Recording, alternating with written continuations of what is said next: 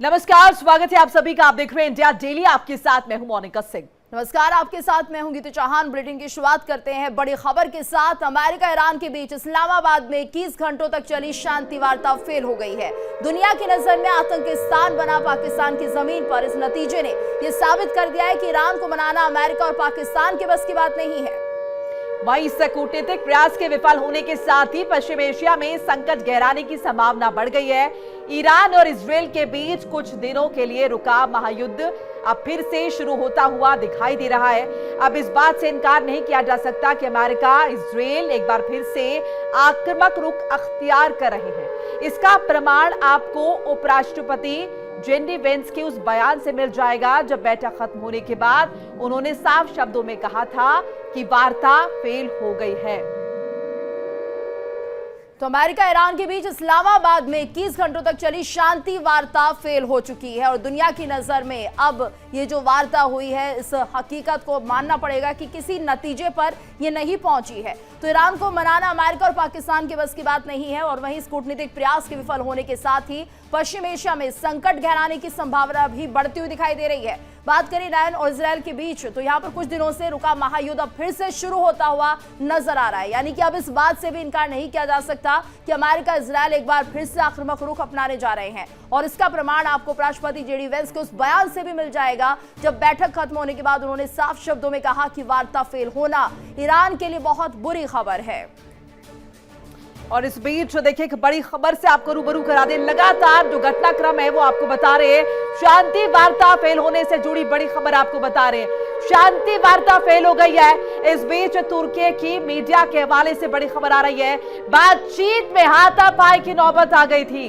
Araghchi Witkoff के बीच हाथापाई की खबर।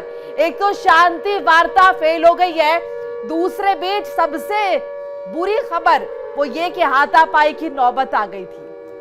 तो देखिए ये बड़ी खबर, बातचीत जब हो रही थी उस वक्त ऐसा माहौल बना कि लगा कि हाथापाई तक की नौबत है। ये अरागची और विटकॉफ के बीच हाथापाई की खबर आ रही है। ईरान के विदेश मंत्री और अमेरिकी विशेष दूत में हाथापाई की खबर है। यानी कि ऐसी नौबत आ गई थी कि मामला हाथापाई तक पहुंच सकता था। तो बातचीत में अब ये भी देखने को मिला कि यहाँ पर शांतिपूर्ण बातचीत नहीं हो रही थी बल्कि हाथापाई तक नौबत पहुंच चुकी थी। वहीं आपको बता दें इजरायल के कब्जे वाले वेस्ट बैंक पर हमला हुआ है। एक और बड़ी खबर आ रही है, इजरायल के कब्जे वाले वेस्ट बैंक पर हमला हुआ है। शांति वार्ता विफल होने के बाद यह अटैक हुआ है। तो देखिए इजरायल के कब्जे वाले वेस्ट बैंक पर अटैक की खबर आ रही है। इजरायल के कब्जे वाले वेस्ट बैंक पर हमला, शांति वार्ता विफल के बाद यह अटैक हुआ है।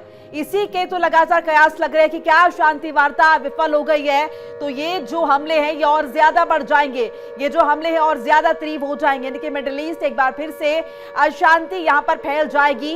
क्या ये जो हमले पहले से किए जा रहे इजरायल की तरफ से इनमें भी इजाफा होगा? इसके साथ साथ क्या ईरान भी खुलकर अब सामने आ जाएगा या फिर एक बार फिर से बातचीत होगी? हालांकि ईरान इन खबरों से सिरे से खारिज इन खबरों को कर रहा है। शांति वार्ता विफल होने के बाद एक बार फिर से अटैक की खबर आ रही है इजरायल के कब्जे वाले वेस्ट बैंक पर।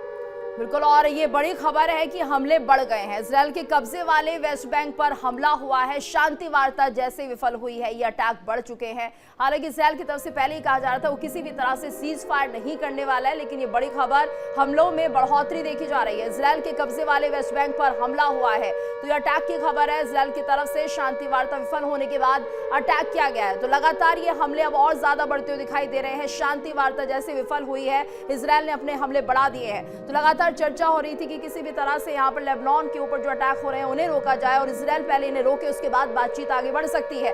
लेकिन ऐसा नहीं हुआ। नेतन्याहू ने भी साफ कर दिया वो किसी भी तरह से हमले नहीं रोकने वाले हैं। और इस बीच ये बड़ी खबर की शांति वार्ता जैसे विफल होती है उसके बाद अटैक बढ़ गए हैं। वेस्ट बैंक पर अटैक किया गया है, ये बड़ी खबर इस वक्त सामने आ रही है। तो देखिए इजरायल के कब्जे वाले वेस्ट बैंक पर ये अटैक हुआ है, यानी कि इजरायल पर भी अब अटैक जो है वो हो रहे हैं। शांति वार्ता विफल होने के बाद ये अटैक हुआ, ये बड़ी जानकारी आपके साथ साझा कर रहे हैं। लगातार एस्केलेशन मिडिल ईस्ट में बढ़ता जा रहा है।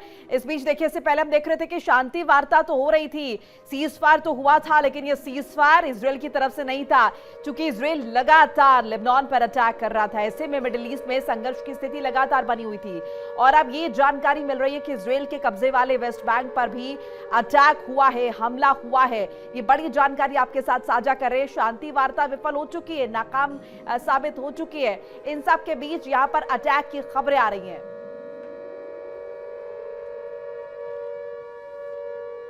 और इस वक्त हमारे साथ मेहमानों का खास पैनल भी लगातार बना हुआ है, उनका रुख कर लेते हैं। Colonel SK. मलिक जी हमारे साथ जुड़े हुए हैं, डॉक्टर राम श्रीवास्तव विदेश मामलों के जानकार, रोहित शर्मा भू राजनीतिक विशेषज्ञ, पूर्णिमा नाथ भू राजनीतिक विश्लेषक हैं, यूएसए से हमारे साथ जुड़ी हुई हैं, साथ ही जवाद खान पत्रकार है पाकिस्तान से। और एक बार फिर से हम रुख कर लेते हैं यहाँ पर जवाद खान का। जवाद, देखिए जिस तरह से लगातार ये बात सामने आ रही थी कि ये जो हमले हैं ये बढ़ सकते हैं, पाकिस्तान की जमीन को चुना गया कि हो सकता है कि यहाँ पर कुछ बेहतर निकल कर आए, पीस टॉक हो, लेकिन वो तो हुआ नहीं। उल्टा अब ये देखने को मिल रहा है कि यहाँ पर सीज फायर भी ब्रेक होने के हालात बनते हुए दिख रहे हैं।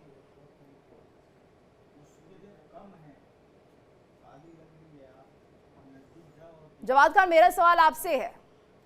अच्छा, देखिए जी, पाकिस्तान के अंदर ये जो एक अमन मुज़ाकरात जो चला था इस्लामाबाद के अंदर, ये दो मुल्कों की जंग है, बल्कि ये मेरे ख्याल से बहुत बड़ी जंग है, जिसे रोकने के लिए पाकिस्तान ने ये ऐसा इक़दाम किया है।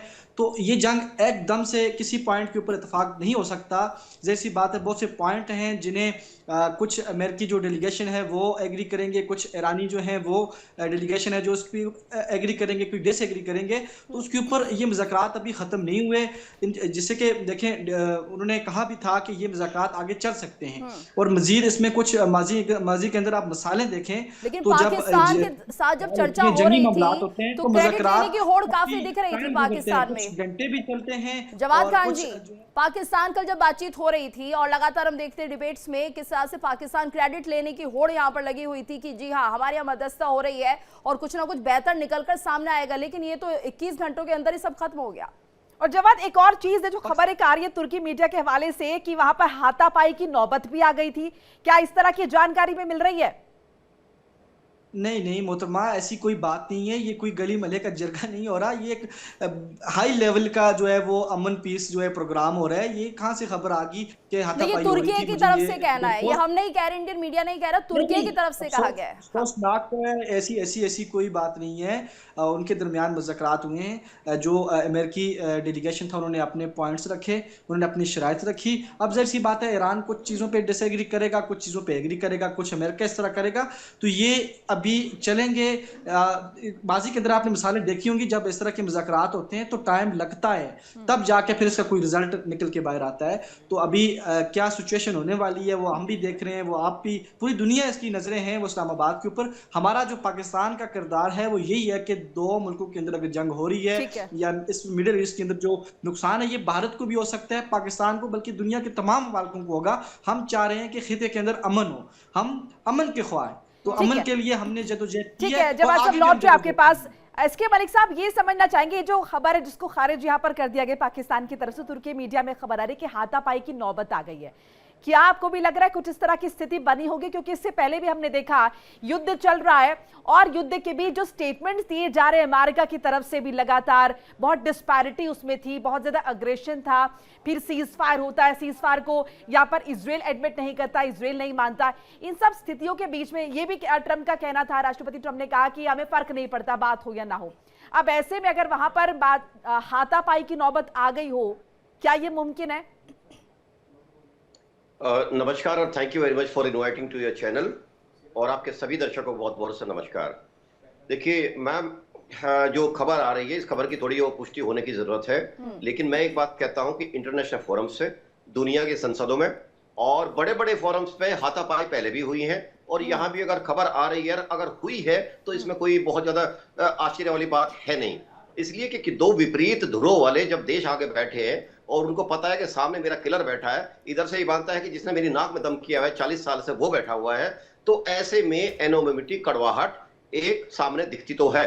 लेकिन ये हुई है या नहीं हुई है, ये और ठीक है, थोड़ी सी तो ये clarity आने की कंफर्म अभी आवश्यकता नहीं है कि ये हाथापाई हुई है नहीं हुई है। पूर्णिमा नाथ जी भी जी। हमारे साथ जुड़ी हुई हैं। पूर्णिमा जी, आपसे भी हम समझना चाहेंगे, फिलहाल जिस तरह से ये पीस टॉक जो होने वाली थी वो अब नहीं हुई है, विफल हो गई है, आगे क्या कुछ रास्ता बचता है? अमेरिका तो बार बार यही कह रहा है, यानी ट्रंप ये कह रहे हैं कि उन्हें फर्क नहीं पड़ता। क्या वाकई ऐसा है, उन्हें फर्क नहीं पड़ रहा है? Thank you so much for having me. नमस्ते, जय हिंद। पहली बात तो ये है कि प्रेसिडेंट ट्रंप का जो बयानबाजी चल रहा है, this is a serious matter, लेकिन उनको नहीं लगता कि उनका जो पोजीशन है, वो जो कह रहा है वो उसमें लिटरली कॉन्स्टेंटली हेडलाइंस बन रही है, और उनका जो पोजिशनल पावर है उसके वजह से स्टॉक मार्केट ऊपर जाती है, नीचे जाती है, ऑयल की प्राइस ऊपर जाती है, नीचे जाती है, सर्टेनिटी अनसर्टेनिटी कॉन्स्टेंटली हो रही है, उनको समझ ही नहीं आ रही है।